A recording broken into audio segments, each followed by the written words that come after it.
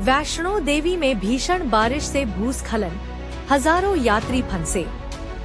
माता वैष्णो देवी से बड़ी खबर सामने आ रही है।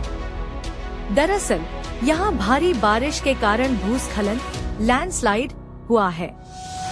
बताया जा रहा है कि बाण गंगा और लंगरहाल के बीच भूस्खलन होने से हजारों यात्री यात्रा मार्ग में फंस गए हैं। बता दें कि गत सोमवार शाम भी बारिश के कारण मां वैष्णो देवी के महत्वपूर्ण बैटरी कार मार्ग पर भूस्खलन होने के चलते इस महत्वपूर्ण मार्ग को श्रद्धालुओं की आवाजाही के लिए बंद कर दिया गया था। पर श्राइन बोर्ड के सफाई कर्मचारियों द्वारा इस मार्ग को पूरी तरह से साफ करने के करीब 1 घंटे के भीतर इस मार्ग को खोल दिया गया था।